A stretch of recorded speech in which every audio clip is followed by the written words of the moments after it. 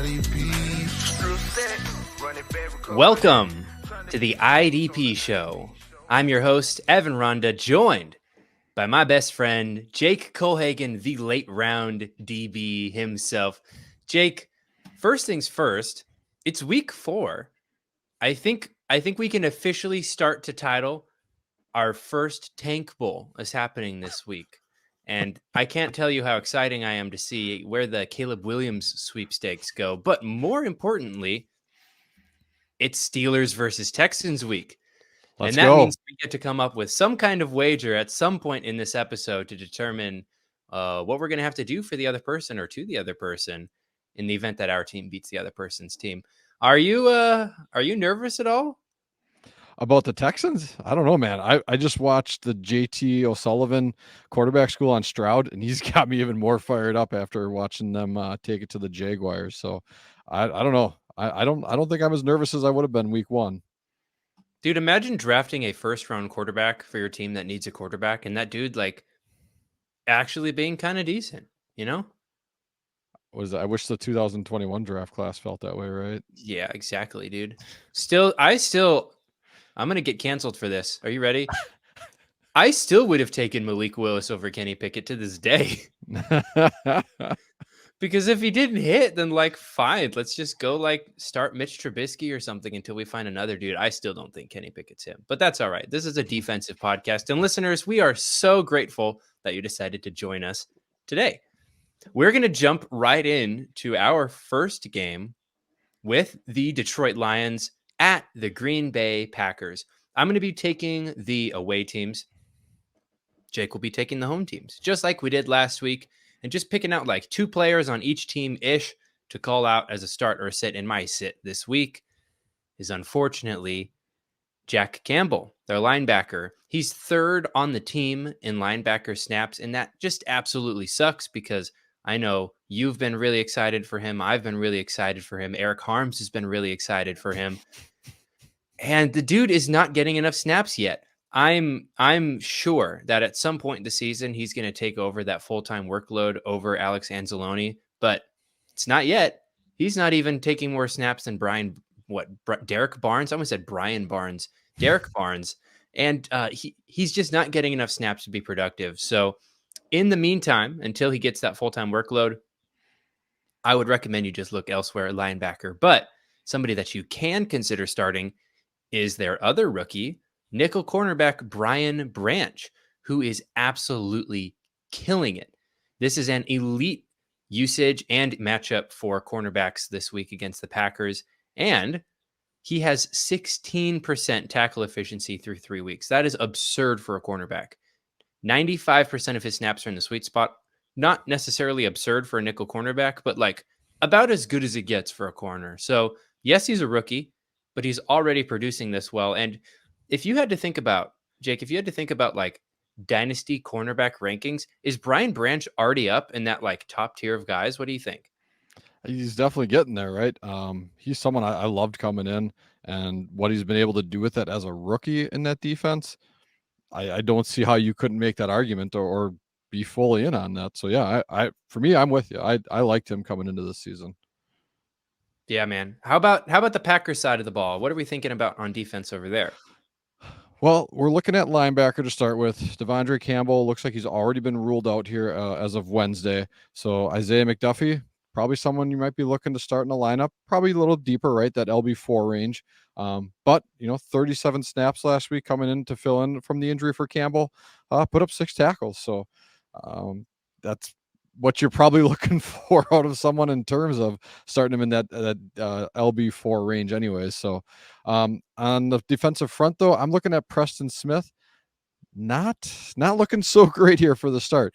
Gary's been a great story in what he's come back and what he's done from his injury, but Smith, 6 pressures on 75 pass rush attempts, not awful, but really not that great either. And 3% true pass rush win rate. That's a hard no thank you right there. So I'm actually looking to move on from Preston Smith fully at this point, if you haven't already, due to the slow start he's experiencing this year. So you're sitting Smith, and like I said, you should be looking to move on, I think, at this point. And Yeah, I was going to call out week 10. Jack Campbell starts. That's been my assertion from the beginning. Right after their bye week, that's when I think Campbell takes over as a solid LB2, maybe more. So I hope you're right. I feel like this coaching staff has an unreasonable dedication to Alex Anzalone. But at some point, right, you have to assume rational coaching wins out and Jack Campbell takes over. I will also say with Isaiah McDuffie, called him out earlier this week on the IDP after show or the IDP Game Theory podcast. One of the podcasts, one of the ones that's out there. He didn't play a full-time workload after Devondre Campbell was out. So like the amount of snaps that the Packers played without Devondre Campbell was greater than the number of snaps that Isaiah McDuffie had in the game. So there's a chance that he's more of like an 80% snap player, but his tackle efficiency was good enough that you can still trust him in moderately deep leagues. So I definitely love this. Every single week, most likely, there's going to be at least one dude on waivers that you can pick up and start, kind of like you can do with running back. And so it's just another reason why you shouldn't spend super heavily at that position. Let's go ahead and jump into the Atlanta Falcons at the Jacksonville Jaguars, our first London game. This is gonna be a fun one. I love these Sunday morning games. Wake up early, put football on, and you just get football all day, baby. It's gonna be a fun one.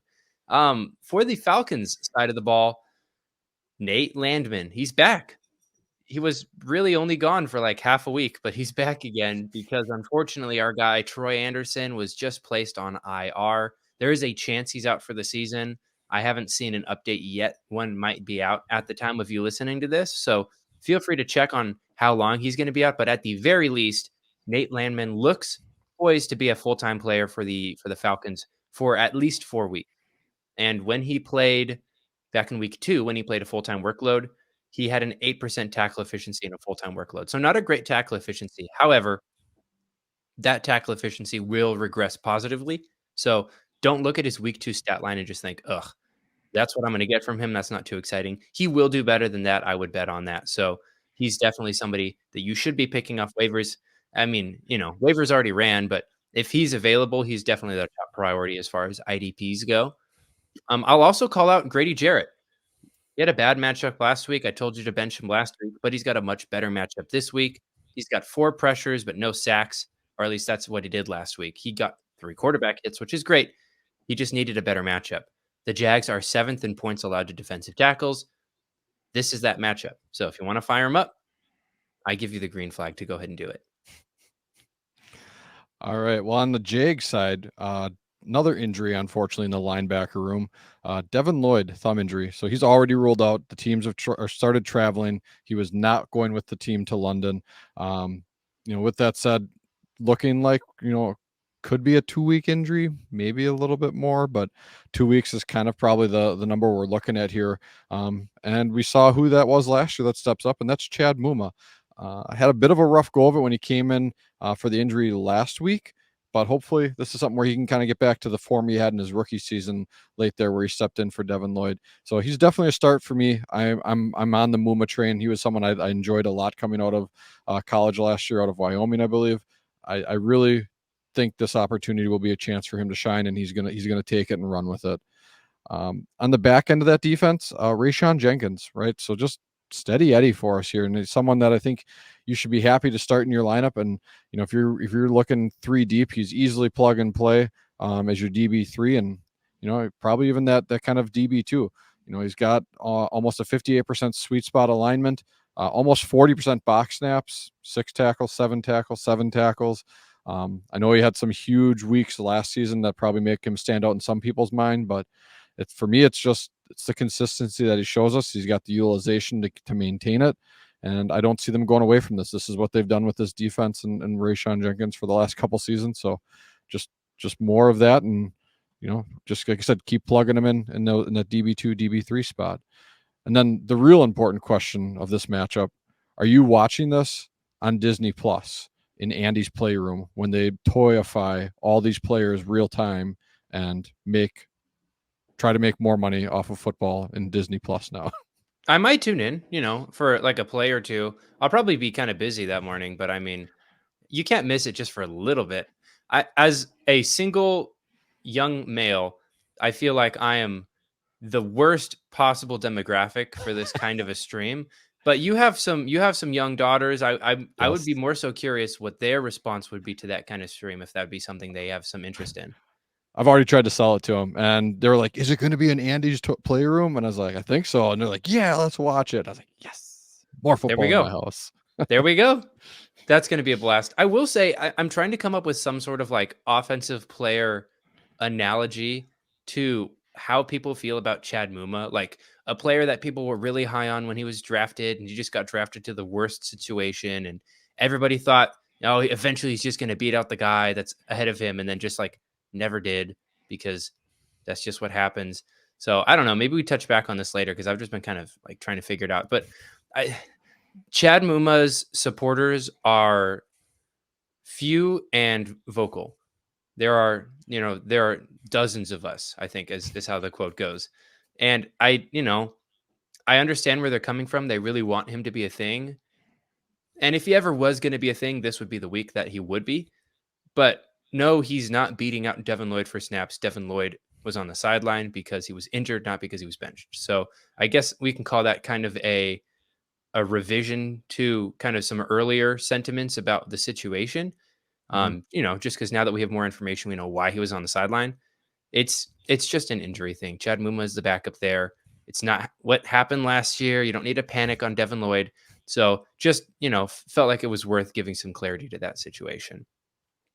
Our next game we're going to talk about here is the Miami Dolphins at the Buffalo Bills. This game's going to be an absolute, oh my gosh, this game's going to be a heater. I think is what the young people would say. There's your Gen Z vernacular update of the week. This game's going to be an absolute heater. So definitely going to be one worth watching. And the guy that I'm going to start here, I'm going to go out on a limb and say start David Long, because YOLO, it's a great matchup. And even if he has less than a full-time role, he should be efficient enough to still score some points in your starting lineup as like a linebacker 4 type if needed.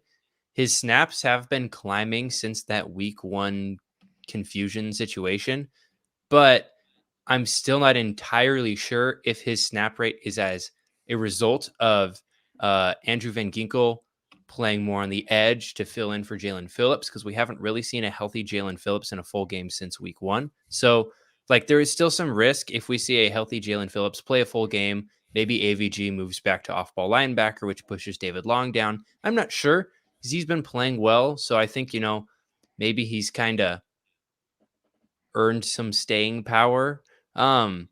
Talk about a guy that's still working on, earning some staying power, though, is Brandon Jones. I'm calling him a sit this week, not just because like you were considering starting him. You probably weren't considering starting him, but I just wanted to bring his name up and mention that he's not quite back yet. He's getting more and more snaps every single week, and his time is coming. So enjoy Deshaun Elliott while he lasts, because he's not going to last for the entirety of the season. If you can sell Deshaun Elliott, if you can sell basically any IDP, I would, but Deshaun Elliott specifically, just because his time is coming for, relevance is going to kind of taper out as Brandon Jones plays more snaps. But in the meantime, just keep your eye on Brandon Jones, because he is an incredibly talented player and should be a great chess piece for this defense once he's back to a full-time role. Yeah, and on the other side, we got the Bills. The other half of this heater, as I've heard the kids say. All right, so for this matchup, Floyd and Rousseau, both have had great starts so far in favorable matchups. This one, not as great of a matchup. So when you look at taking on the Miami Dolphins, you have Tua, who has one of the fastest times to throw. No, actually has the fastest time to throw out of any quarterback, with at least 50 dropbacks, and yet somehow still has, I think, one of the highest ADOTs as well, too, with his wide receiver. So this guy is literally just making magic out there.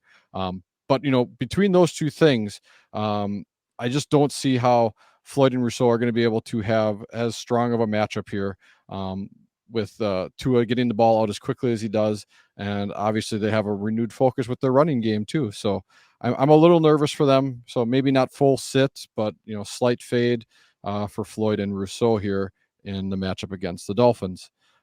Moving into the secondary, Taron Johnson. So primarily plays the slot for the Bills.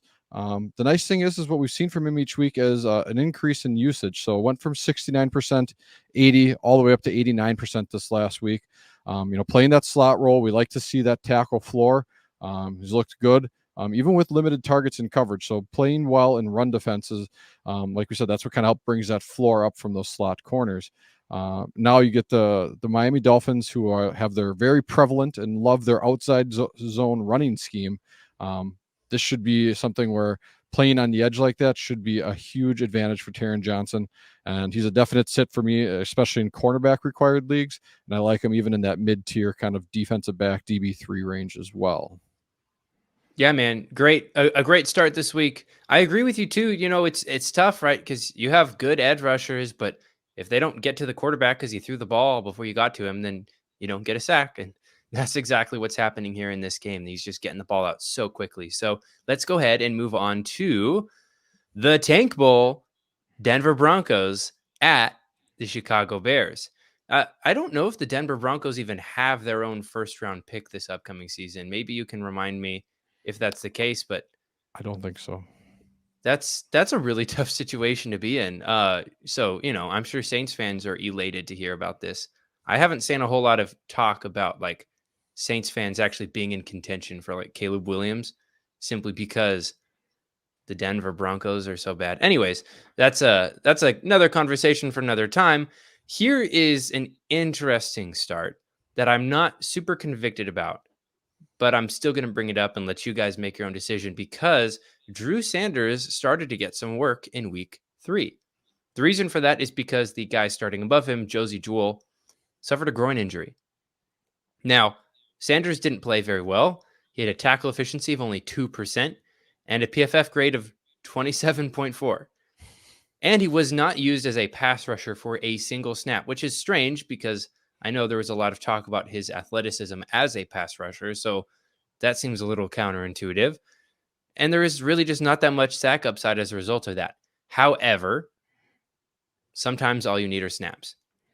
And really the best strategy here is just throw him on the trade block and, see if anybody else is biting, because, just the idea of him getting a full-time workload could be enough for some managers to just be like, ooh, Drew Sanders, rookies, they're exciting. Like, I'm going to trade for that guy. And then he goes out there and has kind of a mid week. He could have a decent week. I'm not like I said, I'm not super convicted about it. I just know that he is in line to get a lot of snaps, and usually that leads to some production. The amount of production, I think, is probably less than what most managers would hope for. And so that's why I would like to sell him. But this isn't a sell buy show. This is a start sit show. So that's kind of how I'm weaseling that kind of content in there. But a guy I do like this week is Nick Bonito. This is really more of a deep league play, but it's a really, really great matchup against the Bears. He leads the team in pressures, sacks, and pressure rate, and it's not particularly close. And he's basically the only guy there that's going to be doing that, at least until Baron Browning returns next week. We'll see what he looks like as far as being a productive contributor to the team, assuming he's even ready to come back in week 5. But in the meantime, Nick Bonito is definitely a guy you could consider as an upside play in some deeper leagues. Yeah, for me, I'm taking a look at Tremaine Edmonds. Now he's still a start for me, but this is maybe more just as a call out of, down to 56 snaps in his last week here in week 3. Still put up 8 tackles, but I just really concerned as to see why he's coming off the field. I didn't watch the game and tried to dig into anything. I could not find anything specific to an injury. So maybe someone out there can correct me if you're listening and you're like, oh yeah, he hurt his, elbow in the third quarter.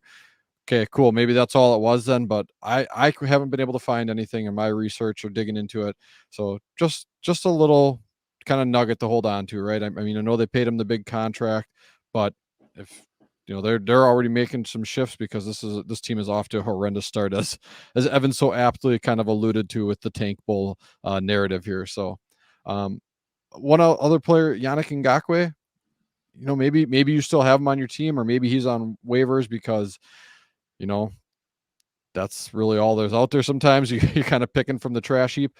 This is a good week for Yannick Ngakoue. The Broncos haven't allowed a tremendous amount of pressure, but when they've allowed them, their teams and players are definitely getting home.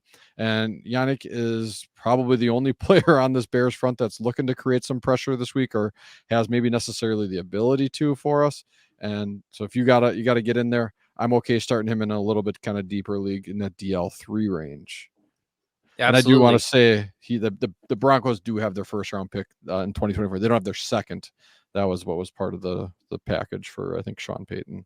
Okay. I'm actually glad you corrected me there, because I'm sure some Saints fans probably just like crashed their car a little bit, like, wait a minute, hold on, we're in the Caleb Williams. No, you're not. Sorry. At least not yet. We'll see about Derek Carr and Jameis Winston. But yeah, Yannick Ngakoue had a great week 1, and then we called him a bench these past 2 weeks, and he was trash. This could be the chance. So if you got the guy, or you need a guy, if you weren't going to start him this week, you're probably never gonna. So I like this matchup for him. Let's go ahead and move on to the Baltimore Ravens at the Cleveland Browns. Now, this is pretty much an ideal matchup for everyone on the Ravens.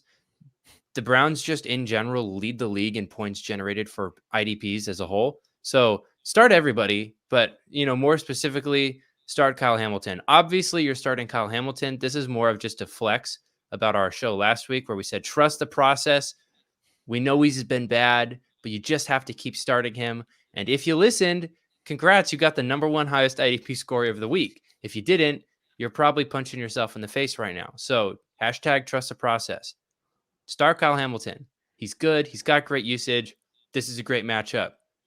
Do it. Will you get the number 1 IDP? Unlikely. But I don't care. He's a good player. So, you're welcome if you listened.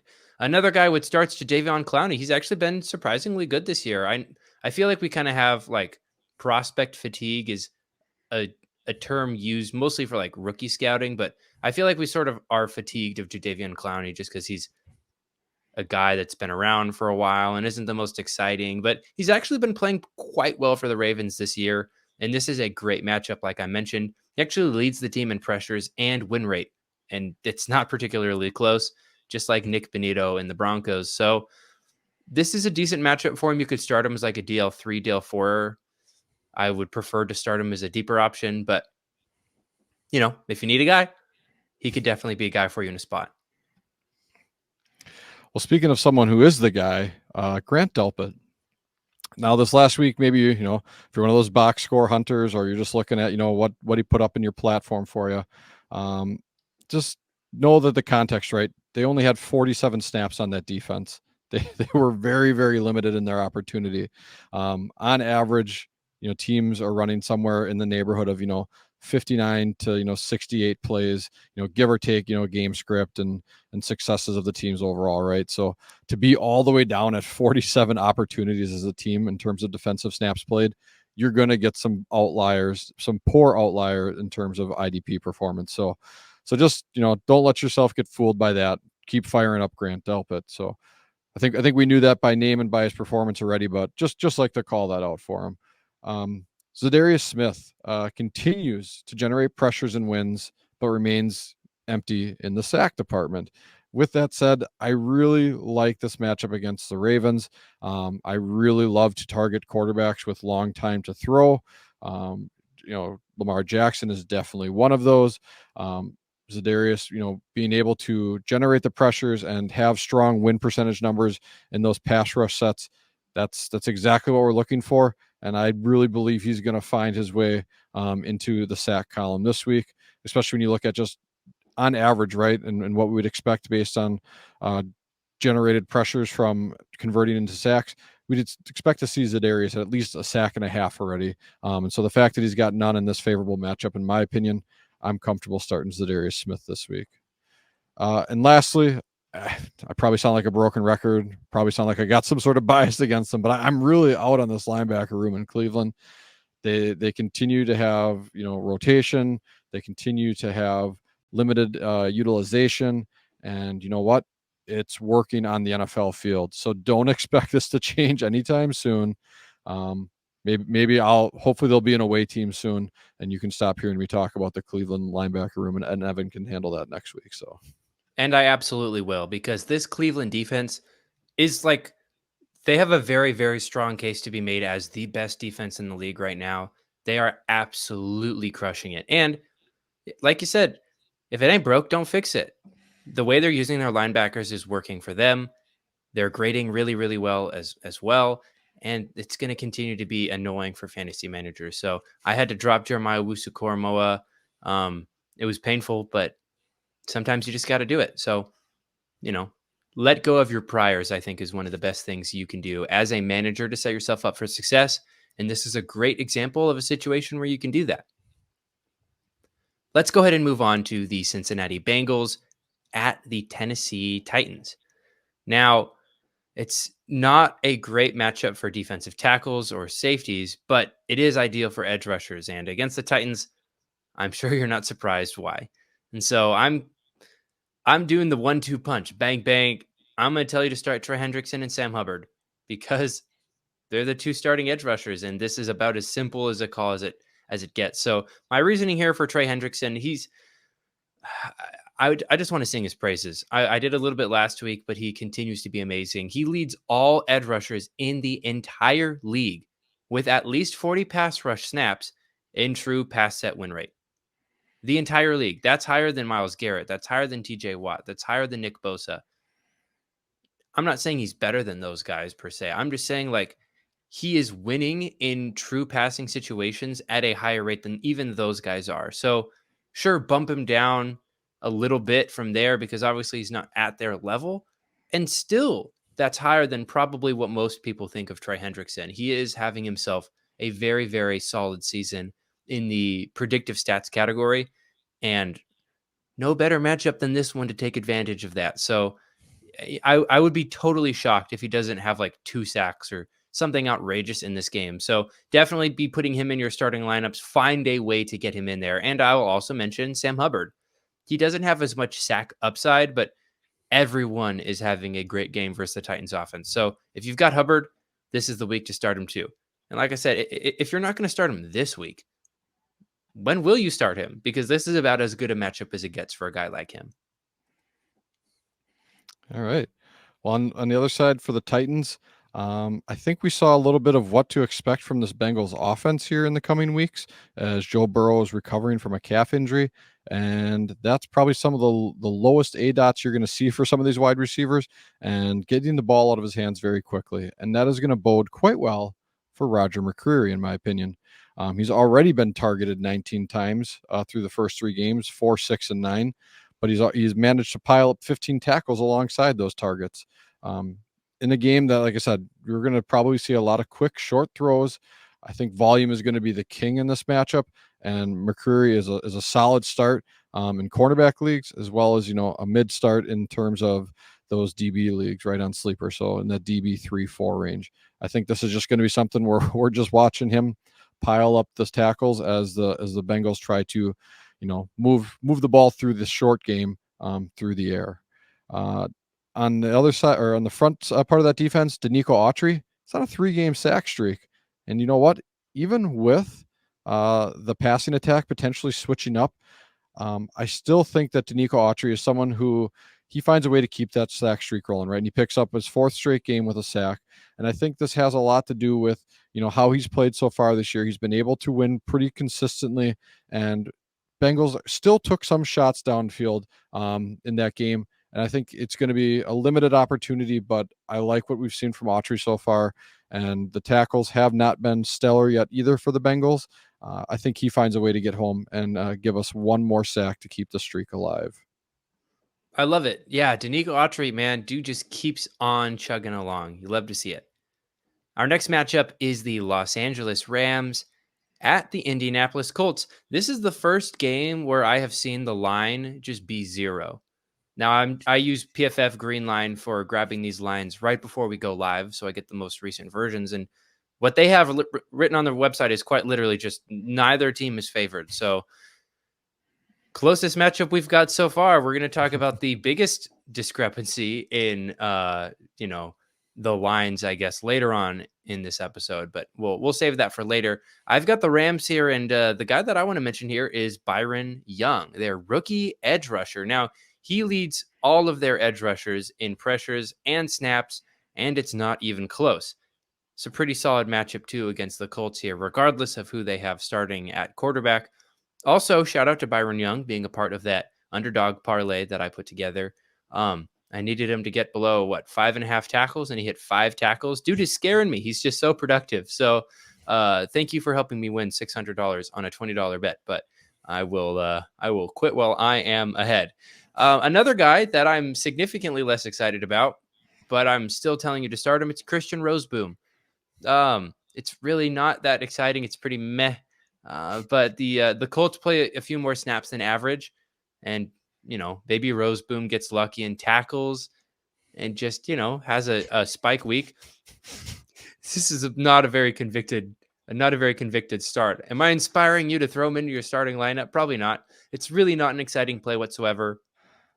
But if you need some upside, maybe consider it. Maybe you have Devondre Campbell and Troy Anderson and Devin Lloyd, and you're just that one dude whose entire linebacker room is just devastated.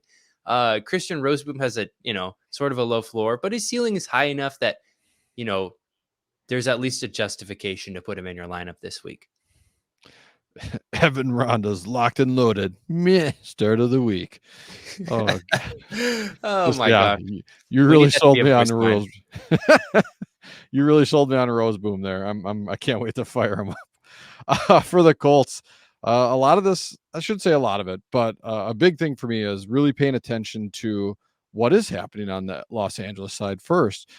If they are missing their starting tackles, or if they're experiencing issues missing their left tackle, and they got to start shifting people around on that offensive line again. We saw what that looks like last year, and that was where teams just feasted on them. And you saw the Bengals do that. They were already getting some pressure, and Hendrickson, as Evan talked about earlier, is elite.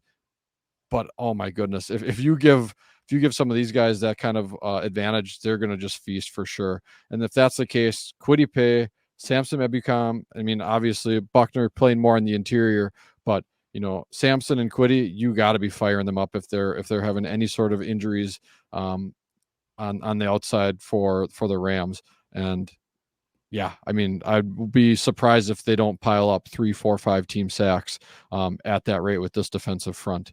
On the less exciting side of things, this is probably my Jake Colagan's meh sit of the week, maybe. I don't know. And Shaq Leonard, he continues to see limited usage. So 50 to 72 snaps. He's fallen into his tackles. He's piling up those stats. That it's going to happen, and that's why we always talk about volume, especially to help deliver a solid floor for us. But his big play upside is all but evaporated for me at this point. And you're really just looking at someone who's a volume guy, and he's not getting 90% of the snaps, 95% of the snaps, and for me, that really puts him squarely more in that LB3, LB4 range. So if you're deep enough league, I mean, you're still starting them. But I mean, if you haven't already listened to advice prior to this and tried to move on from him based on name value and previous stuff, try to. Otherwise, just hold out hope that somehow the previous year's form somehow magically returned for him. Listeners, I'm going to give you guys a crash course in data analysis. You guys ready for this? In week 1, Shaquille Leonard played 86% of defensive snaps. In week 2, he played 71% of defensive snaps. In week 3, he played 69% of defensive snaps. So that's 86 to 71 to 69.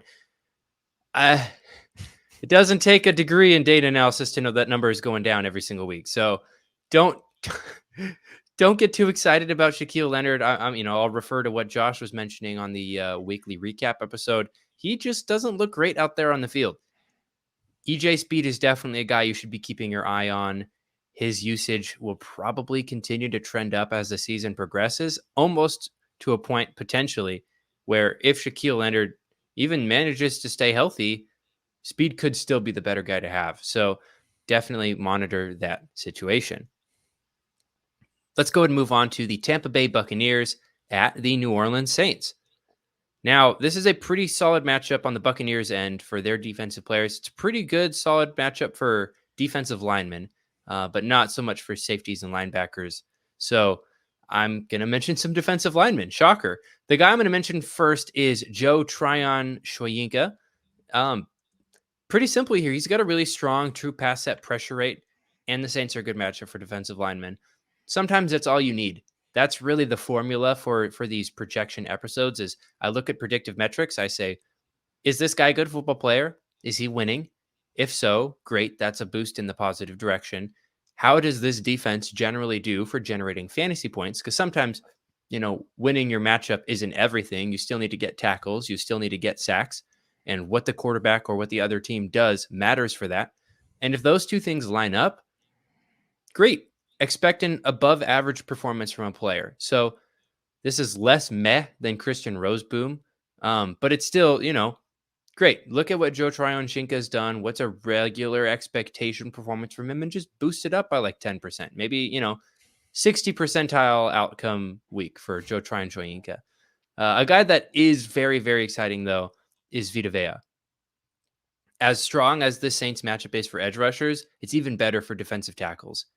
Vea's had a stronger pass rush win rate than Joe Tryon-Shoyinka, and this could be a great week to fish for sacks versus Jameis Winston. So, again, same process. It's just more strong in the start him direction than the JTS's was. It's a really great matchup. He's a great player. I think he's going to get a sack this week. So I'm not seeing any, 0.5 sack prop bets for Vita Vea lying around anywhere. But if I did, I would bet the over on that easily. Oh, I like that a lot. I love always focusing on some of those big guys on the inside. So for the Saints, I'm looking at Alante Taylor. Huge week 3. Played awesome. And hopefully, you were able to have him in your lineup for that. Week 1 started off 70% utilization, but weeks 2 and 3 here now, 98%. So really, really love seeing that near full-time usage now, getting a lot of run inside at the slot defender position, but then moving outside to continue and play or stay on the field so you can be a playmaker for that defense. The thing that really has me excited, though, for him, and obviously I don't think we can call this a trend yet because that's 1 week, so I don't think one data point's a trend, right? You're a data analysis expert, you said earlier, Evan, so I think that checks out. All right, perfect. But he had 4 pass rush opportunities, and that's the thing I really want to keep an eye on for him. If that's something where they're making that a regular part of their game plan where they want to utilize him in run defense or pass rush opportunities like that, that's only going to raise his floor, potentially giving him the big play upside, right? He got home and got the sack here in week 3. If we keep giving him those chances, I think we're going to love what we see from Alante Taylor. And he goes from, a locked in cornerback start to a locked in DB3 for us with that kind of upside. For someone else, though, Demario Davis. It's always been getting the snaps. It's always been good for pass rush opportunities. That was always kind of one of his trademarks. He was always good for 3, 5, 6 sacks most seasons. And we love that for the big play upside from our linebackers for sure. But the tackle efficiency year over year, and especially already this year, is already dropping off pretty quickly. And the reliability of him, giving you some of that big play upside while still having some sort of stable floor definitely seems to be fading pretty quickly. And for me, if you got to put him in that LB4 range, fine. But for me, he's in that sit fade kind of category for me where, I would even be considering like a Nathan Landman, right? Like, do I take the unknown potential there for someone who's got pretty low tackle efficiency, but might have a little bit more? Like, those are the kind of thoughts that are already starting to creep into my head with Demario Davis, which is sad. He's been an IDP stalwart for us, but at some point, everyone kind of fades into the sunset. Beautiful. What a send off. Let's go ahead and just jump right into our next game, shall we? The Washington Commanders at the Philadelphia Eagles. This is the best matchup for safeties. Just period. Number 1 in points generated for safeties. The Eagles offense is the best at it. It's also pretty good for linebackers. So would you be surprised if I told you that I'm recommending you start a safety? You shouldn't be, because I am. And the safety I'm going to mention is Derek Forrest. Why? Well, because, we'll get into it later. Let's just say it's the ideal matchup for safeties, for starters. Forrest has had solid usage, and this week that usage should pay off. He's had 40% of his snaps in the sweet spot. He's got an 8% tackle efficiency. That's about expectation, right? He hasn't been overproducing for his usage. That's about what you'd expect to see. So just look at his game log so far this season. and give it a boost. Just, expect that it's a little better than that because it's likely that that's what's going to happen here. So if Derek Forrest is kind of a borderline startable guy for you and you're kind of choosing between him and somebody else, that's your tiebreaker to put Derek Forrest in your starting lineup this week. And I know I was talking down on him last week, but I've changed my tune. Let's just say, call me a hypocrite if you will. I don't care because I'm staying true on my belief about Chase Young being a great football player. And shocker, he's a great football player. Breaking news, dude that was drafted second overall in the draft as one of the most talented edge rushers we've seen come out in a while was actually a good football player. Whoa. It's almost like he was injured for the first 3 years of his career. Sorry, you guys. I'm slightly passionate about this because Chase Young's good at football. He's already leading the team in win rate and true pass set win rate and pressure rate. It's not exactly the ideal matchup against the Eagles' offensive line, but I really just want to mention that Chase Young should be considered an every week starter at this point. He's already ascended into that tier of the Josh Allens or who are some other guys that are kind of in that range where there's they're really, really good. You should be starting them every single week. They might not produce for you every single week, but they're good enough that they deserve to be there. I feel like Josh Allen's kind of a good example of that. He really is, and I'm just blanking so hard right now. Yeah, I'm putting ourselves on the spot here. Quiddy Pay, maybe Sure, maybe Hassan Reddick, who maybe Yeah. you'll mention here in this next section. I see you have really subtly here in this massive bold text written just a little note here about the Commanders. So I'm going to go ahead and let you talk about that before you talk about the Eagles. I love Cam Curl. That's all. I just wanted you guys to know that, and I thought that I'd put that out there for Addy. So he's awesome. Fire him up, guys. For the Eagles, you talked about, hey, when you get this top draft capital, people talk about you as the number one talent in the draft class, and and then they draft you as such. And hey, look at that, Jalen Carter. He's amazing, and I feel like we've said this every week, and so I'm going to stop after this week. I promise. He is, you're firing him up as a DT, in DT required leagues. You should have, some kind of maybe lowered expectations, right? I'm not telling you he's going to go out there and put AD numbers up, because they're still, working it through as a rotation. Fletcher Cox and Jordan Davis generally are getting the starts, and they tend to have, the slightly higher snap percentage. But Jalen Carter is just absolutely wrecking the game when he gets out there. And he's finding ways to make splash plays. Maybe he doesn't always get the sack every time, but he's making big plays in the backfield and run defense. And yeah, so you should be very, very confident with Jalen Carter moving forward if you weren't already.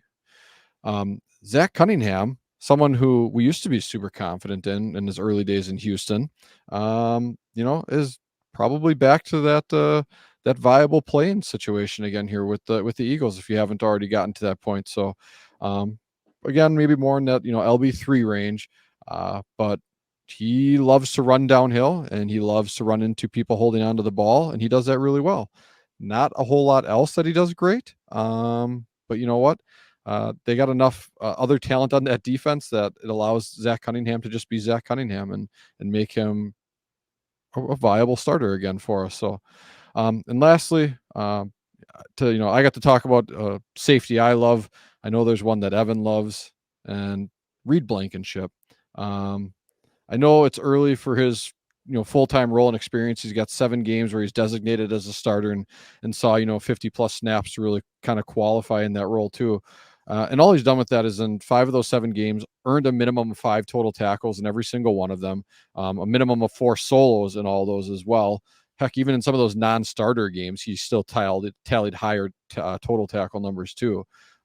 He really tends to play downhill, and he is strong in his tackling, and he's consistent. So he doesn't need an overabundance in terms of opportunities. He makes the most out of what he got. So, talk kind of about that steady Eddie and Rayshon Jenkins. He does it more from that sweet spot alignment. Reed's kind of doing it more from that deep roll, but he's proven what he is up to this point, and I'm comfortable riding with him as such. Thank you for that. I really needed to hear some Reed Blankenship love. I will also say Zach Cunningham saw a slight dip in snaps in week 3. That's just because he had a rib injury. That is why you saw some work from Christian Ellis. As of today, he was limited in practice, so no concerns there. Let's go ahead and move on to the Minnesota Vikings at the Carolina Panthers. Most things in this matchup are about even, with the exception of it's a slight plus matchup for cornerbacks here against the Panthers offense. However, it doesn't matter how good the matchup is for defensive linemen, because the entire Vikings defensive line that's not named Danielle Hunter sucks. Elite analysis. I am really hoping to see Marcus Davenport come back healthy and be a contributor. I really do believe in him. But I don't believe in DJ Wanham. He has historically shown us that he doesn't get pressures. And as such, he quite literally has a 0% true pass set win rate on just as many snaps as Danielle Hunter does. So not only is he like not really getting to the quarterback, he straight up is not winning like a single rep. Can I make this any clearer for our listeners? He's not going to score you fantasy points consistently or ever. Maybe, an accident occasionally, but also his snaps are going to dip whenever Marcus Davenport does come back healthy. So just keep that in mind. I feel like I need to counter that negativity with some positivity. So let's just sing some praises about Ivan Pace Jr. once again, because he's incredible. The short king. You love to see. He's being used as a pass rusher as well, because this defensive line is hot trash and they're trying to get pressure on the quarterback any way that they can. And Pace continues to be one of the highest graded defensive rookies in the entire league, which is awesome. I mean, it's like Jalen Carter at the top, one other dude who I forget. I know Christian Gonzalez is like number 4, but Ivan Pace is right up there with the rest of them. He's not some niche name anymore. He is absolutely making his name known. So Ivan Pace, great. I'll also give a quick shout out to Josh Metellus. He's their third safety, but they're like just running 3 safeties and having all 3 dudes kind of rotate, sort of kind of like how the Cowboys have done in the past with the dudes that they had that I'm not going to try and force myself to name off the dome on the spot. But Josh Metellus was a full-time player last week. I don't believe that was a fluke, and it's a good matchup. So he could be a starter in deeper leagues as well.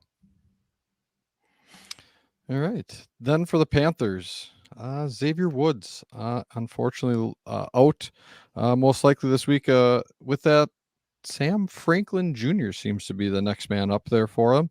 Not really sure what that's going to do for you in most leagues. If you're really deep and you need someone, you can throw him out there, but it's not someone I'm looking to do unless, again, really in a case of an emergency.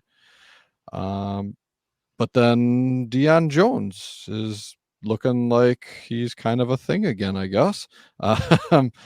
Splitting the middle of that defense a bit with Camu Grugier-Hill, but our favorite surfing KGH is making the most out of his time there with his snaps. So for me, I think Deion Jones, we're not looking to start him at this point. If you really got to pick someone up out of that linebacker room and they're still there, it's Camu Grugier-Hill for sure. I just like what he's been able to do with his opportunities there in Houston. I know he's kind of a journeyman, can't really stick around, but he finds a way to be very, very relevant for us for IDP when given those opportunities. Then some other injury news, right? So Troy Hill got moved to outside cornerback. Xavier Woods is out, and seems like Jeremy Chin, full-time slot now? Question mark? That's what it appears, at least from what we saw as things shifted. Now, that's mid-game, so that might just kind of be the emergency plans there.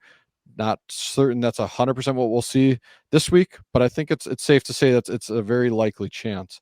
I'm okay if you want to put him out there because the volume should keep him safe. But I still think we need to have lowered expectations of what we had from Jeremy Chin when he came into the league. Everyone was pumping him up as a rookie and, big year, second year, or some big plays or some big weeks, year 2. I don't have the same level of excitement as we ever did in those early years. So again, if you got him already, he's much better due to the volume play. So in that DB 3-ish, 4-ish range. But I'd keep the expectations pretty low at this point and moving forward, unless he can show us a consistent resurgence over the next few weeks. I want to take a quick moment to dispel some misinformation that I have seen floating around regarding to Deion Jones. Yes, he started the game, but I think listeners need to understand that it's not this binary like start or didn't start. If you start, you play every snap, and if you didn't, then you sit the bench the entire time. Defenses are a lot more nuanced than that. Guys rotate in and rotate out. If you don't believe me, go watch the game. I have Game Pass for the sole reason of ever getting to watch football, because sometimes being a data analysis requires some context. And the context for this is go watch the game. Deion Jones was on the field for the first snap, then the second snap, then the third snap. Then Kamu Grugier-Hill was on the field for like 4, 5, 6, 7, 8, 9, whatever. They shared the field at times. There were times when KGH was on the field and Deion Jones wasn't, and vice versa. Here's the more important note, however. Frankie Louvu did not practice on today. That is Wednesday's practice report. If he misses, both players should see a massive workload. KGH's ceiling is massively increased, and Deion Jones' theoretical ceiling is massively increased, but I kind of think the dude is insanely washed. So just please don't feel safe putting him in your lineup. Like, I want you to wince when you press the button. You can still press the button, but I want you to make a measured response in how difficult that transaction was for you. All right, let's go ahead and move on to the Jake and Evan Bowl, the Pittsburgh Steelers at the Houston Texans. Do we want to do our player picks first, or do we want to talk about, I think, maybe what we'll do about this game? Sure. I mean, what are you thinking? So I want something that's, we got something on stake here, at stake here, but obviously, loser shaves their head isn't really a fair matchup, considering one of us already has a shaved head, Jake. Dang it. I was going to give me say, a I couple like more my years. odds. Yeah. Give me a couple more years. I'm sure the hair will start falling out sooner or later. This episode is not sponsored by Keeps, but we are open to recommendations. How about this, Jake? How about this? The loser has to have a tweet written by the winner sent out on their account. So if the Steelers win this game, I'm going to tweet something on your Twitter account, or I guess your X account. And if the Texans win this game, you'll tweet something on my account. How's that? I like that. And I think we know each other well enough and respect each other enough. We're not going to go cancel worthy here, but we'll have some fun with this for sure. I like it. Deal. Let's do this. Awesome. So listeners, keep your eyes on Twitter after this game and see what shows up. Let's go ahead and talk about the Steelers defense. How nice that we get to talk about our own teams. Unfortunately, my team's defense is extremely uninteresting to talk about. It's just so not fun for fantasy. It's like Minkah Fitzpatrick, TJ Watt, Alex Highsmith, the end. But if you have those guys, you're already starting them. So I can't tell you to start them. So what I will do is I will list some very, very yucky, deep potential starts, because I'm going to look at some more predictive analysis. I'm going to look at the matchup, and I'm going to say, all right, based on what a median expectation is for this player, what's the chance that they hit like a 60th, 65th percentile range of outcome? Just slightly better than the middle. And the first guy I want to mention here is Quan Alexander. Now, they're a linebacker. He's number 2 or number 3, depending on how you look at it, but he's number 2 in the linebacker rotation as far as snap rate goes. But he has a pretty high tackle efficiency. In fact, remarkably higher than Cole Holcomb, who is playing more snaps than him. This could do with where he's specifically lining up on the field. I haven't been able to like chart it down so specifically outside of just like what PFF has, but it's possible that he's just in a position that leads to a slightly higher tackle efficiency. And this is a great matchup for linebackers here against the Texans. So we could see a bit of a spike week from Alexander. Maybe, depending on how your league scores tackles, maybe Quan Alexander getting like 8 combined tackles here. Maybe we see like 10 or 11. That could be a little on the high end, but it's not without it's not outside the range of outcomes, I should say. If there was a week it would happen, this would probably be it. Another really disgusting but super deep start, the best Keanu on the Steelers, Keanu Benton, not Keanu Neal. It's kind of a long shot play for Sack, really, but he has a great pass rush win rate and a great pressure rate. So if, let's just say you're a Steelers fan and you want to flex on your Texans fan friend and start a Steeler against them, just throw the guy in and say, screw it, or don't. It's fine. But, it'd be fun to do. So this is really more of just like keep your eye on Keanu Benton this week. Cam Hayward's out. They're going to need some beef up the middle. And he is that guy. He is another pretty highly graded rookie. He's not up there with like, Ivan Pace and Christian Gonzalez and Jalen Carter, but he is playing remarkably well. And once again, Steelers drafting incredibly well. You'll love to see. How about your Texans, though? What are you thinking? I just got to give you some props on the Keanu Benton too. I love him, right? So he played at Wisconsin, so I'm well aware of him here as a Wisconsin resident. But I was excited for him, and I felt like there wasn't a better place for him to end up in Pittsburgh. And I think he's gonna show exactly. You're right that they're geniuses in some of their draft work that they do over there. But on the Texans side, so Jalen Petre, limited practice today on Wednesday. However, in my opinion, I really wouldn't be that excited to fire him up again unless he can get to a full participant by Friday. And just with the chest injury and the scare that he had with everything there, I like I said, I'm a little hesitant to see him roll out there and jump right back into his full workload. So I would hold off on him again unless we can get a full practice in by Friday for him. If there is a safety or DB you'd like to target there, Jimmy Ward seems to be back in play fully now again, and showed that he can be a guy that can deliver for us out there in that Houston secondary. Gets plenty of work out of the slot, so it gets near the line of scrimmage, and just someone who's been able to be a competent IDP deliverer for us in the past. So that would probably be about it from that secondary that I'd be looking at this point. Looking at the linebackers, Denzel Perryman, a DMP. Are you laughing because you were just reading the notes?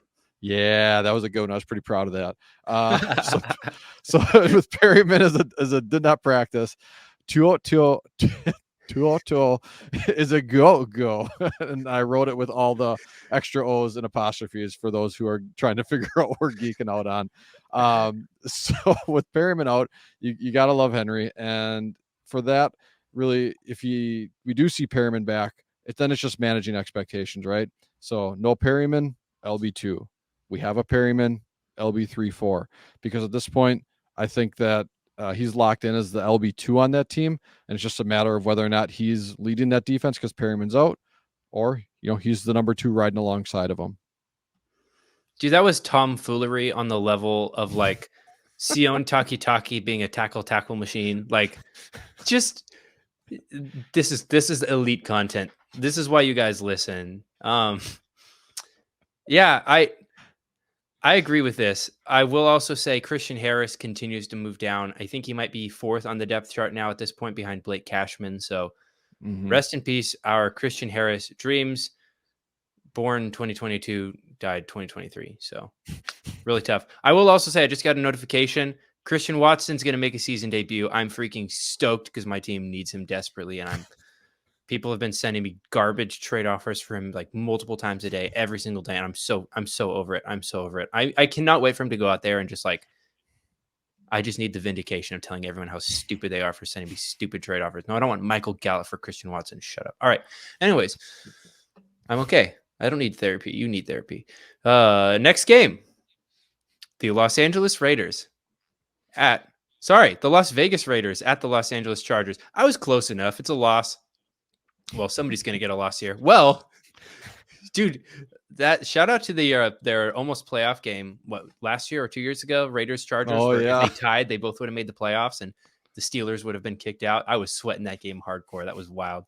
Okay, against the Chargers, that is quite literally the worst matchup in the entire league for linebackers.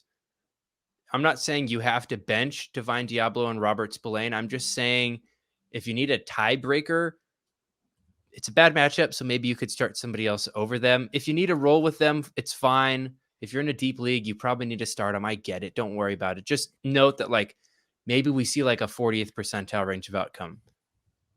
So just, keep that in mind. I will say, however, this is the best matchup in the entire league for corners. So, wow, the duality of the Los Angeles Chargers. Because of that, obviously, you're going to start Nate Hobbs. You've probably already been starting Nate Hobbs. But, look, I'm no Johnny the Greek with the cornerback streaming tips. But if I had to give you just one, perhaps Marcus Peters is the guy. Like I said, it's an elite matchup, and this could be enough to elevate him into spike week territory. So just keep an eye on him if you're in a like start 2 cornerbacks league. I don't know how many of our listeners are in start 2 cornerback leagues, but Marcus Peters, if he's available, hey, maybe this is a week to start him. Just gonna say, I'm in a league where we start 3 cornerbacks. That's the kind of stuff I get involved in. Okay. On the Chargers side, that linebacker room getting pretty banged up. Eric Kendricks missed a couple weeks here now with his hamstring injury, but he's a limited participant today. Kenneth Murray was a full DNP this week for today for Wednesday. So really the question is, Eric Kendricks, Kenneth Murray, are we going to get one? Are we going to get either? If not, Nick Niemann season. And it is Nick, because we confirmed that last time when Evan was calling it out, and I got the wrong Neiman there. So, this is kind of the same thing, right? If Kendricks is around, I'd expect him to be there and make his return. And, Neiman is going to come in as likely that LB2 role then, and probably not a huge idea to not really comfortable with starting Neiman when in the LB2 role there. If he's the LB1, I'm okay firing him up if Kendricks and Kenneth Murray are both out. For the week 3 matchup, the Chargers had a little bit of a breakout game from a good friend here. And I'm use that term very loosely. I don't actually know him, but I wish I did, because 9 pressures, 3 sacks on 64 snaps. Tuli Tuipulotu. I probably just absolutely destroyed that name incorrectly, but that's probably just what he did to all the offensive linemen he faced last week. Just an amazing game. Bosa already a DNP for practice this week. I think this is a really good overall matchup for the edge rushers for the Chargers. So, what is Double T going to do with this coming off a huge game? I think he finds a way to get back in there and make some plays happen. And for that, I'm going to be firing him up as a DL2, DL3 this week. Yeah, I think you nailed his name, Tui Pilotu. Or is it Tuli Pilotu? Dude, I'm gonna. I went to Hawaii twice. I can basically crush all these names. It's the most cringe thing I could possibly ever say. Wow. I'm trying to check on. I was looking at the snap counts for this game. Sorry, I'm getting a little sidetracked. Derwin James, he left the game early. He did not participate in Chargers practice on Wednesday. We could be without Derwin James. I don't know if you mentioned this yet, but I'm just looking at this game. The dude that filled in for him looks to be JT Woods potentially. Okay. Or let's see, who's the other guy? Alohi Gilman. Neither of them really played in the box a ton. It was really just more linebackers. I think Derwin James demands the usage, not the usage creates Derwin James. So I don't really think that, JT Woods is just going to hop in here and play the Derwin James role. I just think they're going to change up their defense a little bit, but just good to know what the situation is over there. Okay, let's go ahead and move on to the next game here. The New England Patriots at the Dallas Cowboys. Now, Patriots, boring. I don't care, whatever. Let's just get this over with real quick. Juwan Bentley is linebacker. He's been playing 100% of snaps throughout the entirety of the season, all 3 weeks. That is notable because it's the Patriots defense and they don't usually use players like that. But he's been pretty solid so far, and it's a good matchup. So there you go. Juwan Bentley, just worth noting. I usually just click on one of our IDP show listener leagues or whatever, and then look at a player's game log and see just how they've been doing. And I noticed that you have him in a league that we're in together. So you are probably much more having your finger on the pulse of what Juwan Bentley is doing than I am. But good for you for being ahead of the game. I'll also mention Jabril Peppers. I guess if I'm shouting you out, I'm going to shout myself out and say that I picked him up as my safety. He might be a corner on one platform that I play on, so I might be abusing some things a little bit, but picked him up as just an off the waiver guy. And check this out. He's played 88% of snaps in week 1, 100% of snaps in week 2, 95% of snaps in week 3. That's, again, pretty impressive for a Patriots defensive player, especially considering Bill Belichick doesn't tend to give players consistent usage. He's played 41% of his snaps in the sweet spot so far, which isn't elite by any means, but it's a good number. And he also has pretty good upside and a higher floor than we're typically used to seeing from a New England defensive back. So I just want to give him a quick shout. He's probably more of like a DB4, DB5 type, but he's got some good upside in this matchup. All right. Well, on the other side, we got Jaron Curse. Continues to live inside the box and just remains a solid safety option. I think it's something where the numbers maybe haven't popped yet this season for IDP or for box score hunting, but the utilization is aligned to what we've seen in years past. And I think, we just got to keep riding that, and you'll get some of those bigger games that you can expect from him soon. One of his other running mates in that three-headed safety room that Dan Quinn usually tends to run out, Donovan Wilson got his first game where he, a full start here even, but only 32 snaps. However, kicking off this week, not on the injury report. So hopefully we can kind of see him get back into the full complement of snaps we're used to him playing. And as such, obviously see his floor raise up here as we move forward. So if you're in a pinch in your roster and you don't have the flexibility to move on from a Donovan Wilson, I think you can have more confidence firing him up this week and expecting to see a little bit more from him. And then one name I just wanted to call out, really not looking to start him in too many leagues, Damone Clark, the Cowboys LB2, really only remaining relevant in deeper league formats. And this just basically has to do with their utilization. And, I talked about that they have a three safety rotation that they're running out there more consistently. So, a second linebacker just doesn't have nearly as much viability in this defense for us in these IDP formats. Let's go ahead and move on here to the Arizona Cardinals at the San Francisco 49ers. Now, here's the game that has the biggest spread we've seen so far this season. The 49ers are favored by 2 touchdowns. So that's kind of interesting though, because I think about like the Cardinals versus the Cowboys last week, how they had the same spread as Chiefs Bears, and yet the Cardinals were the ones that covered and actually won the game. I know I don't think the 49ers are as much of a fraud team as the Cowboys are, but Cardinals are kind of playing some good football. Good for them. I'm kind of worried that they're going to outplay Caleb Williams, so we'll see. But I mean, I guess they have a quarterback on the roster already who I guess has played at an MVP level before, so I guess you could consider just having Kyler Murray. But anyways, let's go and talk about some defensive players.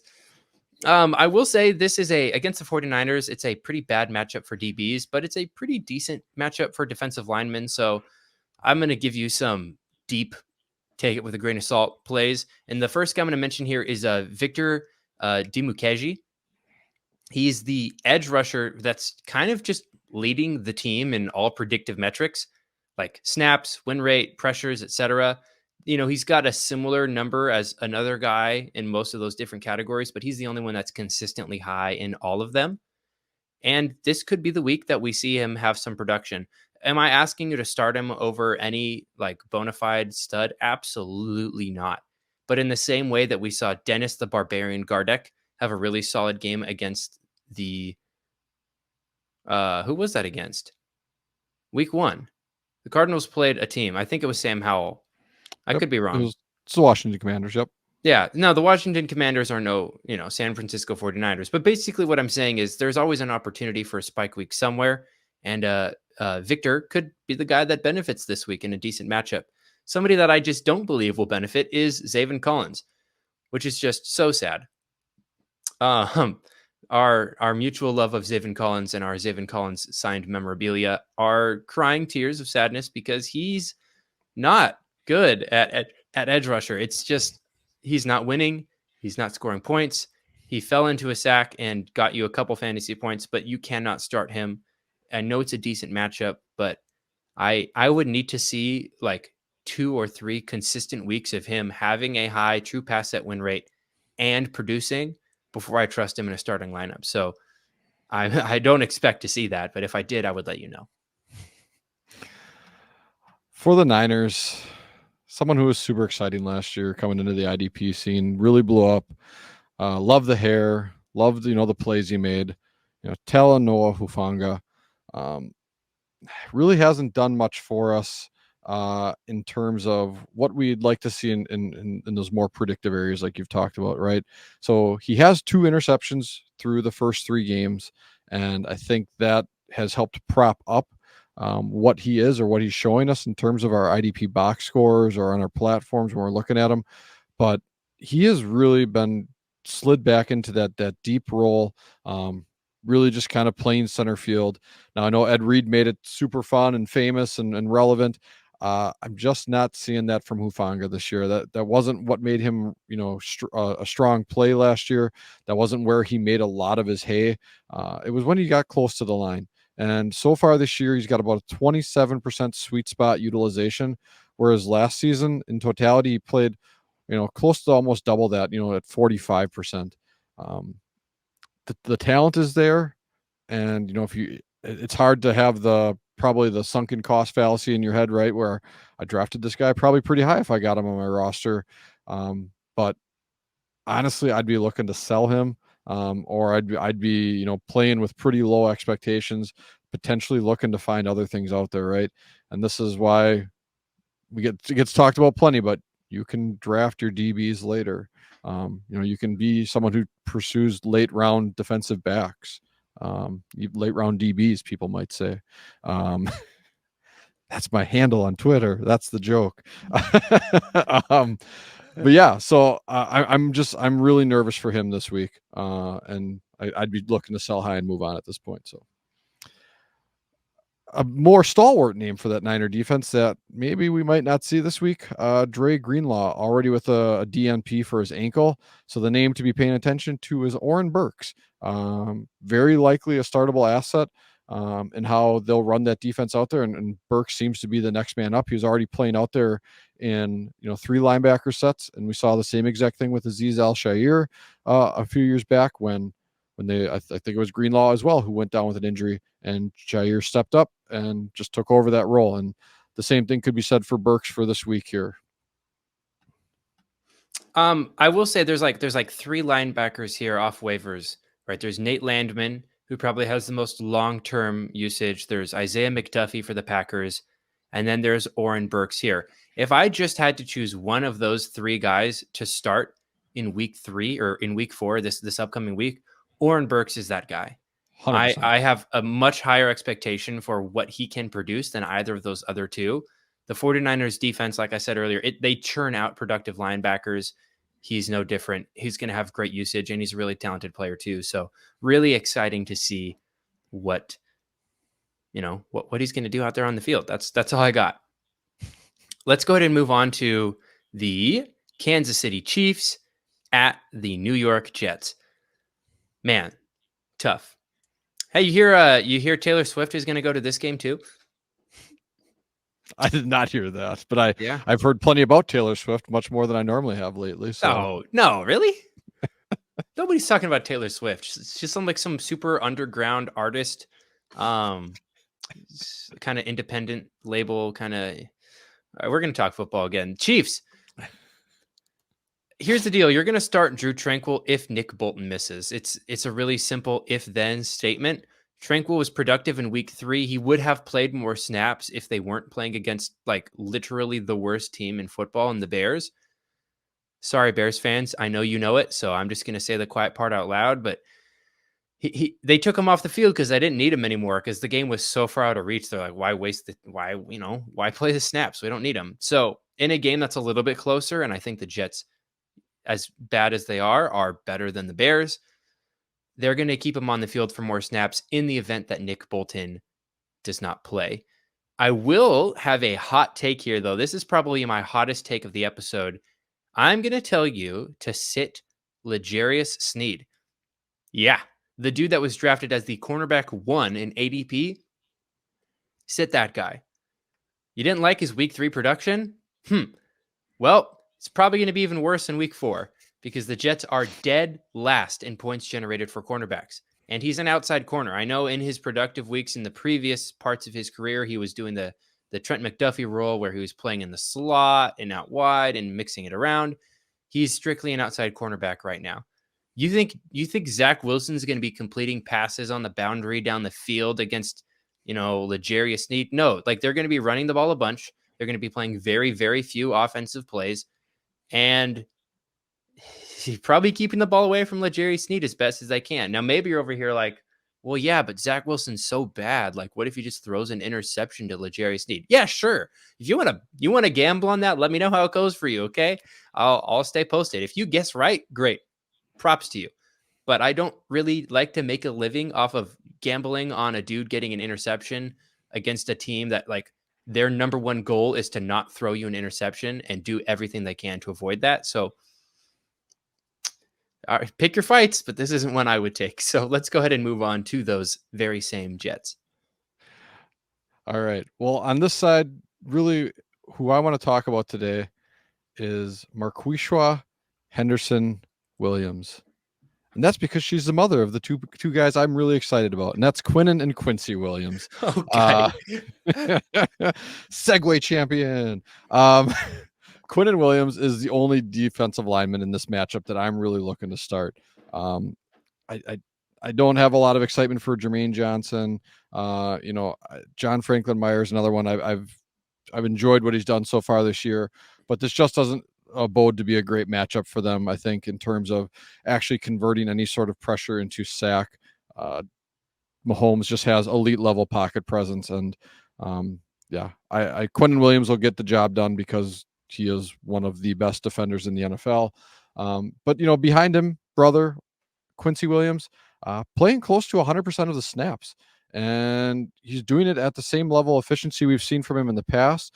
And when you put those two things together, this guy's a strong LB2 for us moving forward in a lot of lineups. And, that's not what we necessarily saw from him last year. We saw kind of a little bit of up and down usage. It was still always good usage. He was the clear LB2, but gotta love the rate at which he's playing out, getting out in the field and making plays. So, you're going to fire him up until either the volume changes or something in his play changes. And right now, I don't see that happening here in week 4 against the Chiefs. I will say also the Jets defense is playing an absurd level, or I guess an absurd number of snaps. So we're probably going to see the Chiefs have the ball for very slow, methodical, meticulous drives, right? Because the Jets defense is going to be built to stop big gashing plays. And the Chiefs are totally okay playing that game. Patrick Mahomes, really low average depth of target. It's gone down and down every single year. And that's going to be a lot of tackle opportunities for Quincy Williams. I would not be surprised if this dude has like 10 plus tackles this week. I'm with you. Our final game of the week is the Seattle Seahawks at the New York Giants. Now, it's a decent matchup against the Giants for defensive backs and defensive ends. So those are kind of sort of the guys I'm going to talk about. But actually, I'm going to tell you to sit one of them, not start one of them. And the reason why is because Jamal Adams is setting to make his debut this season in this game against the Giants. Who's that going to hurt the most? Listeners, before I tell you, just take a moment and quiz yourself. See if you know this. And the answer is Julian Love. Jamal Adams should siphon away snaps from Julian Love. Julian Love's been pretty great so far this season on a production basis, but unfortunately, if his snaps dip, that production is going to dip as well. So I'll remain open-minded and see how he is used in week 4 here. Maybe they find a way to get both dudes on the field and have Quandre Diggs, who's one of the better free safeties in football. I don't know. It's possible. I don't think it's going to happen, though. You can't start 12 players on defense, and unfortunately, that means somebody's going to have to see fewer snaps. A guy I do want to call out as a slight bump is Uchenna Nwosu. He's been up and down so far this season, but this is a decent matchup against the Giants here, and some of the underlying metrics are pretty encouraging. He's got decent pressures. He's got decent snap share, decent win rate. Nothing elite by any means, but not bad. He's not out here like playing terrible football like Zaven Collins. He just needs some good sack luck. And pause. What's a better way of phrasing that? He needs to get lucky on his pressure to sack conversion rate. How about that? We'll just move on very, very quickly from this segment and talk about the Giants. All right, on the Giants side, Kayvon Thibodeau, we all came in, loved him, top 10, top 15, top 20 DL, depending on kind of where things fell for you. But it's just been a really interesting usage so far, So week 1, we saw him kind of more in that like 60 to 70% range. And his PFF grades look, relatively strong overall. Week 2 jumped up to closer to like a 95% utilization. PFF grades started to dip. Now in week 3, some really elite snap utilization, right? So 72 snaps played in week 3 when there was a total of 83 snaps. So again, up in that 90% range, but some of his lowest PFF grades for a game to date. So I'm really interested to see kind of how this goes, right? We've seen players like Max Crosby go out there and play 1,000+ snaps on from the defensive line spot and put up elite production still and be very, very relevant on the NFL field and for IDP. Can Kayvon Thibodeau do that? I'm not certain he can. The early numbers and indications say that he shouldn't be out there as much. And, he's only put up 1 sack and 1 solo through those 72 snaps here in week 3 as well. So just something to really keep an eye on. I don't think we're cutting Thibodeau. I don't think, we're selling just yet, or, our hair's on fire type thing. But we just really want to pay attention to how he's being utilized and how that's correlating to his production on the field. But then to get to someone who is delivering some production for us for IDP, Micah McFadden. Welcome to your IDP moment. 9 solos and 2 assists this last Thursday night. Making some big plays in the backfield, cutting in behind some blockers, just making some nice flashy plays. However, what's not seen there is also the 3 missed tackles. But assuming, he showed enough in terms of making some big plays that can help outweigh some of those bad ones, I think he should be locked in as the LB2 for the Giants moving forward. And someone who's going to see some solid volume too in that defense. And anything in a Wink Martindale defense too, there's going to be some upside for pass rush coming from those linebacker positions too. So I think you can be looking at starting Micah McFadden with a bit more confidence moving forward. And, take that, Bobby, because he said Darian Beavers and I said Micah McFadden. Well, in that case, I said Kayvon Thibodeau would get a sack last week. So yeah, you always didn't win. do much else, but we don't need to get into that. Okay, we're gonna do our Q&A segment here real quick. Jake, I'll have you read these questions here because I kind of like how we did that last week. But listeners, if you guys want to submit questions for us to talk about on the Start Sit episode, you can do so at theidpshow.com. Now let's get right into it. All right. So Daryl T, start 2 linebackers, potentially 3 with a flex. So Fred Warner, Ernest Jones, Jose Jewell, Denzel Perryman, Divine Diablo, or Robert Spillane. So for me, it actually came pretty quickly to Ernest Jones and Robert Spillane. I just, Ernest Jones has just shown that he's, I think, an elite IDP for us at this point. Spillane, I love his volume. I don't really see much of a difference between him and Devon Diablo at this point, and so that I'm just leaning snaps there.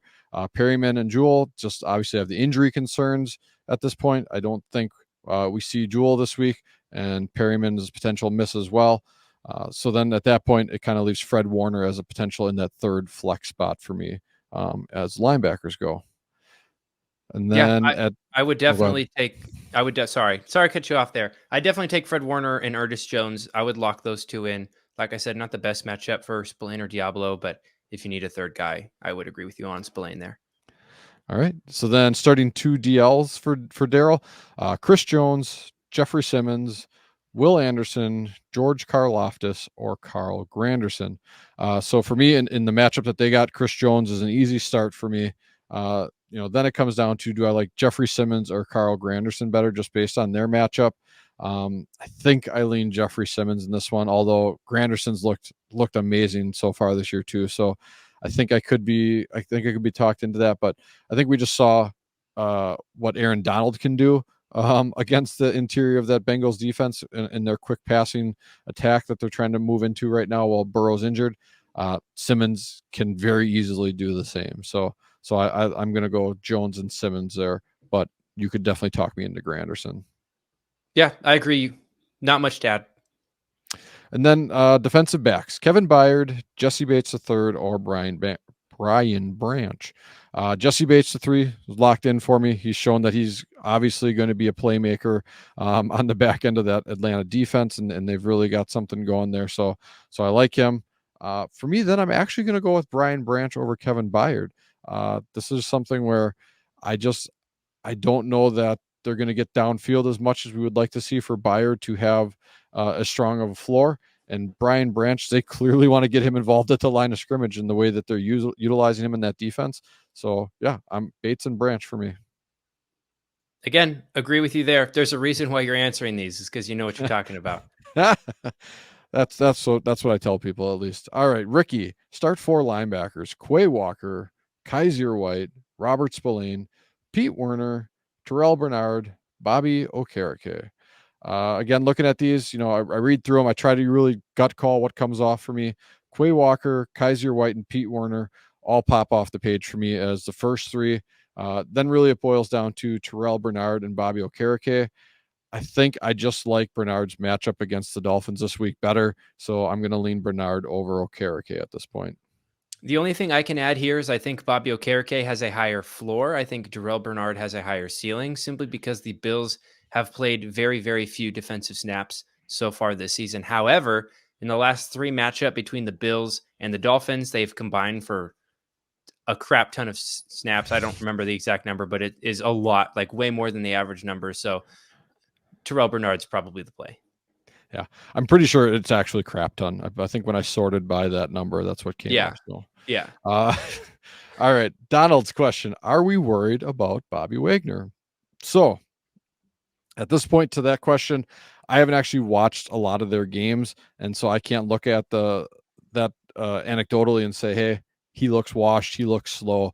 I get he had a bad week last week. I think he had 4 total tackles or something like that. And the Seahawks defenses generally tend to just rack up tackles there, no matter who's at linebacker. But I don't feel like there's anything that's going to tell us that. So with that said, you want us to choose 2 linebackers. So Bobby Wagner, CJ Mosley, Patrick Queen are the ones on your roster. Mosley is a smash start. I'm happy with that. I'm still probably leaning Bobby Wagner in this situation over Patrick Queen. But unless there's some sort of different scoring where you're really excited about big play upside from Patrick Queen or something, I guess you could go that way. But I don't know. To me, it's pretty easily Wagner and Mosley at this point. What this tells me, because we're also seeing written down here, waiver options are Terrell Bernard, Kaiser White, Robert Spillane, Kenneth Murray, Quincy Williams. You need to trade away your linebackers and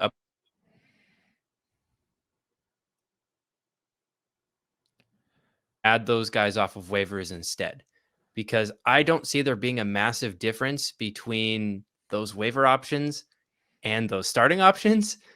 And so if you can dump that value from your linebacker bucket into any other bucket, great, that's a dub. But yeah, in the meantime, I agree with you. CJ Mosley seems like the move. I will also say Bobby Wagner is playing very, very well, really strong PFF grades so far this season. So it's simply variance, nothing too concerning there. Yep. All right. So Chris M's question: Ivan Pace or Isaiah Simmons? So on the surface, to me, that's Ivan Pace. Simmons, I know his numbers have been slowly creeping up, and maybe he'll get to some sort of relevance. But for me, Pace is just too good of a fit in that Brian Flores defense, and has played himself into a high role there. Then the follow up to that, once Denzel Perryman is back, what do you do with Henry To'o? And would you start him over Pace or Simmons? So I think we talked about that kind of during the Texans Steelers matchup. The kind of that little bit of a flow chart, right? Like if Perryman's out there, To'o kind of slides down into more of that LB3-4 range. But while he's not there, To'o is clearly an LB2 type play. If I had to pick at that point between a Perryman-less To'o over Pace or Simmons, I would go with Henry To'o. I like it. Let's go and move on to our next question. All right. Then, well, Chris has got still then sit to Von Bell, Julian Blackman, Harrison Smith, L'Jarius Sneed, and Jordan Whitehead. And I'm now just realizing I highlighted the 2 I would start. So Bell and Blackman would easily be in the starting territory. I agree with Evan on sitting L'Jarius Sneed this week. And then I would probably, now I'm truly on the spot because I didn't prep this. I would probably sit Whitehead, I think, at this point. It's definitely a toss-up. The the Jets defense has been playing so many snaps that Jordan Whitehead has just been productive by proxy. But Harrison Smith is a very good player as well. So definitely, worthwhile. Depends on your scoring format. I'll just give that caveat. Look at both players' game logs. Which one's been scoring more points for your league? Start that one. All right. Then moving on to CD's question. Start one defensive tackle. Derek Brown, Deron Payne, or Jalen Carter. And kind of as a follow-up to that question, is it time to be starting Jalen Carter regularly? Again, I think we talked about this during the actual episode itself here a bit. I really like Jalen Carter. I think he's a great talent, and I think he's proven that he can be in starting lineups. However, just at the volume he's currently at and the rotation they're currently at, I think I'm still going to lean Derek Brown this week. But if you're excited about the new hotness, and you want to get him into your lineups because you like the upside you think he has, I can totally get behind playing Jalen Carter. But again, DB this week. Let's see how that volume continues to play out for Jalen Carter before maybe passing on some more solid options. And by DB, you mean Derek Brown, just in case somebody Yeah. was like on their phone while you were talking and wasn't really listening. Let's go ahead and talk about our last question here. Hey, All right. So Chris is wondering, what's the news on Nick Bolton? He's got a team trying to trade him. So this week he was a DNP already this Wednesday. Coach speak out there that we're hearing, he's still listed as day to day from their perspective. And I really can't find any news that indicates anything in a high ankle sprain. So this really, tends to be more of those standard, it rolled his ankle or mild sprain. So probably something where he could miss this week, in addition to last week. And we're probably looking at him returning to pretty standard production overall, in my experiences. So with that said, I think Evan kind of hit on this earlier. If someone's trying to trade you, I mean, obviously it depends on what the situation is. Basic information or basic path I always try to follow, always try to get the best player in the deal. Like that's number one. So whether that's offense, defense, whatever it is, if you feel like that's what you're doing in the trade, go for it. But in terms of, hey, if you can go get Kaiser White off of your waivers or something for some reason because he's still out there, or Robert Spillane, and you can go ahead and maximize Nick Bolton into something else in the wide receiver room for you and upgrade there, and then just go pick up the other pieces off the IDP scrap heap and waiver wire. That's probably the approach I think we'd recommend. Evan, I probably stole your thunder a bit there, but no, that was you pretty much nailed it. I guess I can't tell based on reading this. Is he trying to trade for Nick Bolton or trying to trade away Nick Bolton? that is an excellent question. So here's what I'll say. Don't trade for Nick Bolton. Don't spend up for IDPs unless it's a defensive lineman. And even still, I'm not sure how I'd feel about doing that. So yeah, just don't do it. You can get better production or equal production for significantly less. That's my take there. Jake, before we close out this episode here, we got to do our what are we looking forward to? I feel like I'm going to change it a little bit and say, let's see some game predictions here for our Steelers Texans matchup here. What are we anticipating score wise, outcome wise? Maybe, what kind of plays are we expecting to see? Whatever you got, like let's throw some stuff out there here to close out this episode. So for me, it all comes down to, does TJ Watt absolutely destroy CJ Stroud? If they can find a way to even remotely slow him down and let Stroud do what he's been doing so far, I'm going to take the Texans 24-20. I really just love what Stroud has done so far this year. And, with the Steelers offensive weapons kind of in a little bit of weakened state here. I mean, Calvin Austin's looked nice at times. Obviously Pickens has got the big play potential, but that's kind of about all they got really working for him a ton. I think that even this Texans injured defense is able to hold up and, like I said, walk away with the victory 24-20. I like it. That's a very reasonable take. I'm thinking like we're going to see some like splash plays from George Pickens or Calvin Austin after the catch. We're going to see an extremely uninspired run game. And, we're going to see the Steelers defense have a couple stars that make some big plays here and there. But I don't know if they can withstand the consistent, steady drumbeat of Stroud to Nico Collins and Stroud to Robert Woods and Stroud to Tank Dell. I think, yeah, shout out Tank Dell, man. What a guy. What a dog. I really do think that the Texans offense is going to be the X factor, along with obviously how well their offensive line holds up against the Steelers' defensive line. So that'll be pretty interesting. However, I think I give the Steelers the coaching edge as much as I love the Texans coaching staff. Mike Tomlin finds a way to win games that he doesn't deserve to win. Granted, he also finds ways to lose games that he doesn't deserve to lose. So we'll see. I wouldn't necessarily consider this a playing down to anybody game, though. And the let me see here. The over-under for this game is 42.5. You said 24 to 20. I think that's pretty reasonable. I'm going to say Steelers 21, Texans 17. All right. And I think that's a very reasonable outcome too, especially if TJ Watt just absolutely wrecks the game like we know he can. So like I said, that's really the X factor to me. Can they find a way to slow down or just straight out avoid TJ Watt enough to win the game? I can't wait for both of us to be so incredibly wrong about this game prediction. Should be fun to watch. Listeners, thank you guys so much for tuning into this episode. Thank you so much for submitting your questions. It's because of you guys listening and appreciating the content that we do this. So shout out to you guys for being the reason why we're here. If you would like to ask us other questions, obviously, like I mentioned, the IDPshow.com is where you can submit your start sit questions. If you've got other questions or you just want to talk ball or you want to tell us how handsome Jake is or how desperately you want to see me with a shaved head, you can find us on Twitter or X at IDPEvan and at LateRoundDB. We'd love to chat with you there. Jake, I think we're ready to sign this one off. So listeners, thank you so much for listening. We will catch you on the next one. Peace out. And now it's time to go, 'cause you about to roll with the IDP show.